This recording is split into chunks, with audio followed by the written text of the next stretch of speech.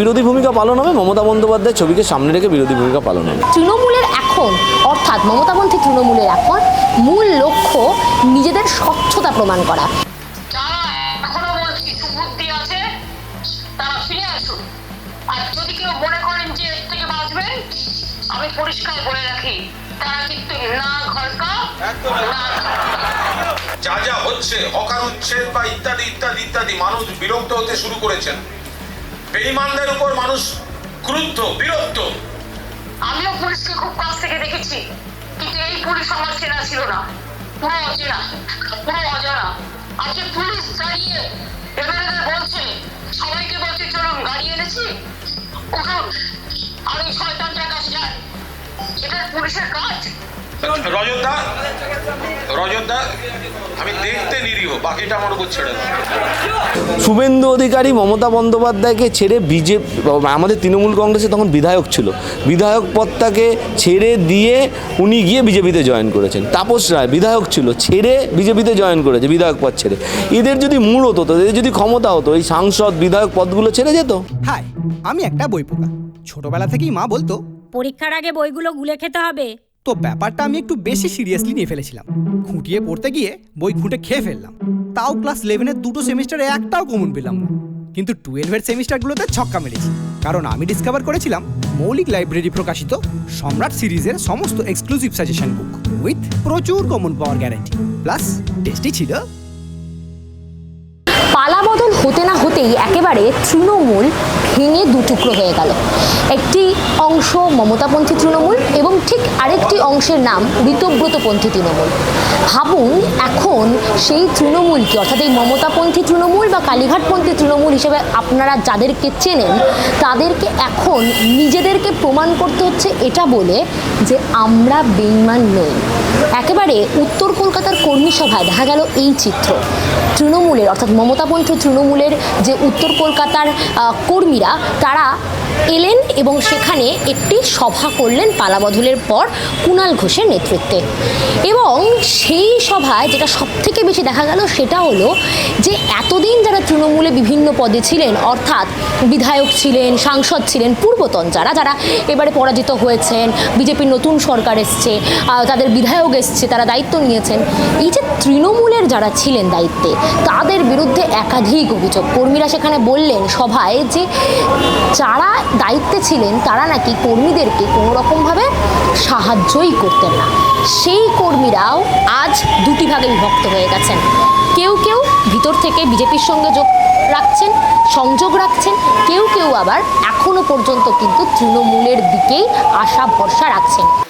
আমি শুরুটা আমাদের একটু দেরি হতে পারে, বাট সিনিয়রদের সঙ্গে কথা বলে হয়তো সকলের সবটা রাখা সম্ভব নয়, কিন্তু প্লাস মাইনাস না দেখে পরে হেডেক নিতে যাব না। যারা ভাবছে মমতা ব্যানার্জি মানে তৃণমূল আর তৃণমূল মানে মমতা ব্যানার্জি, মমতা ব্যানার্জির আন্দোলন থেকেই এত লোকের প্রতিষ্ঠা, কেউ কাউন্সিলর, কেউ এমএলএ, কেউ পঞ্চায়েতে, কেউ এমপি, কেউ মিনিস্টার, কেউ দলে। তো যারা চলে গিয়ে ভাবছে দল নিয়ে নেবে, এই নিয়ে নেবে, অন্য লোকের পৃষ্ঠপোষকতা পেয়ে মানুষ মমতাদির সঙ্গে থাকবে, বাকিটা গদ্দারদের মানুষ বুঝে নেবে। ওদের রাজনৈতিক কেরিয়ার শেষ, আর মানুষের দরবারে দাঁড়াতে হবে। কাউন্সিলর ইলেকশনে আপনি বলছিলেন যে তৃণমূল উত্তর কলকাতা থেকে একটা অভাবনীয় ফল করবে। আমরা সব জায়গায় করব, আমি শুধু আজকের জেলার বলে আমরা তাই করেছি। মানুষ বুঝতে পারছেন যে বোধহয় তৃণমূলকে রাখলে ভালো হতো। এবার বিজেপি যারা এসছেন তারা এখন এই হকার উচ্ছেদ থেকে আরম্ভ করে এই গ্যাস, কেরোসিন, পেট্রোল এসবের দাম বাড়া থেকে শুরু করে নানা রকম কাণ্ড কারখানা ঘটছে। আবার এই যে গদ্দার বিশ্বাসঘাতকরা বিজেপির মদতে ওই দিকে যেতে চাইছে, মানুষ এগুলো ঠিকভাবে নিচ্ছেন না। আমরা ঘরটা গুছিয়ে নেব, ওরা আমাদের জোর করে হারিয়েছে, আমাদেরও কিছু ভুল ত্রুটি ছিল, আমরা ভুল ত্রুটিগুলো সংশোধন করে নেব। মানুষ যে যে কারণে আমাদের উপর বিরক্ত হয়েছেন সেইগুলো আমরা ঝেড়ে ফেলবো। বাকি আমরা মানুষের সঙ্গে, মানুষ মমতাদিকে ভালোবাসে। আপনার কি মনে হয় ফিরহাদ হাকিমের বিরুদ্ধে ব্যবস্থা নেওয়া উচিত তাড়া তোলার জন্য? তাড়া তোলার জন্য মুখ্যমন্ত্রী নথি দেখিয়ে বিধানসভায় বলেছেন, সই করেছেন ফিরহাদ হাকিম। আমাদের স্পষ্ট বক্তব্য, যদি ফিরহাদ হাকিম দোষ করে থাকেন তাহলে আপনি বিধানসভায় দেখিয়ে ইঙ্গিতপূর্ণ বক্তব্য রাখছেন কেন? অ্যারেস্ট করে নিন।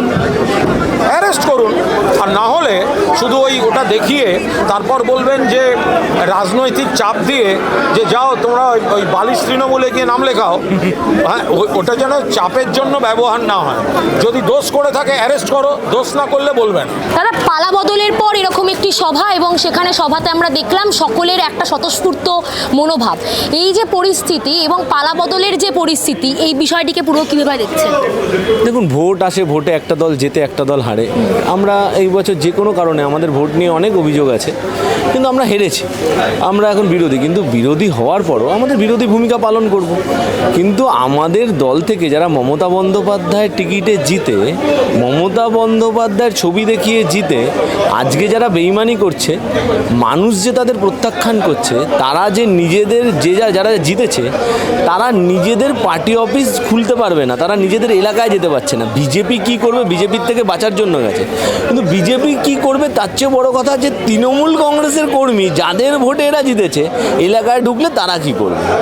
তাই উত্তর কলকাতায় দেখুন, প্রথম আমার মনে হয় এখন অবধি আমাদের হারার পরে কর্মী সভা প্রথম, সমস্ত জেলা মিলে উত্তর কলকাতায় প্রথম একটা কর্মী সভা হলো। আজকে এই প্রাকৃতিক বিপর্যয়ের মধ্যে পুরো সবাই এসছে, প্রত্যেকটি ওয়ার্ড থেকে এসছে।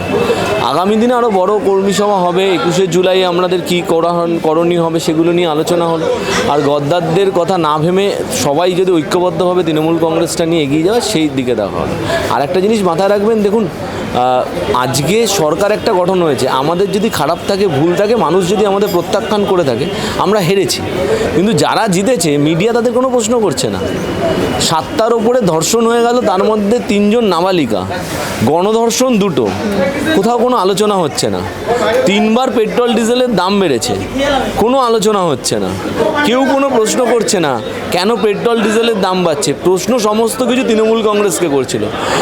আমাদের বর্তমান মুখ্যমন্ত্রী যখন তিনি বিরোধী দলনেতা ছিল, তিনি বলেছিলেন দিল্লির সমান পেট্রোলের দাম হয়ে যাবে। আজকে কেউ তো প্রশ্ন করছে না কেন দিল্লির সমান পেট্রোলের দাম হচ্ছে না। তো এই বিষয়গুলো বলতে হবে। হকার উচ্ছেদ হয়ে গেল, এই বিষয়গুলো নিয়ে মানুষের সামনে তৃণমূল কংগ্রেস যাচ্ছে, তৃণমূল কংগ্রেস আরও যাবে, ঐক্যবদ্ধভাবে যাবে।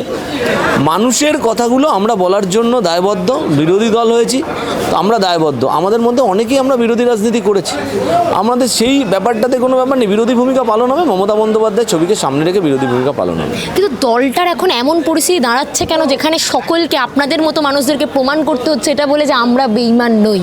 না, আমরা বেঈমান নই, কারণ তৃণমূল কংগ্রেসের খেয়েছে পড়েছে মমতা বন্দ্যোপাধ্যায়, অভিষেক বন্দ্যোপাধ্যায়ের সাথে যারা ঘুরেছে সারাদিন।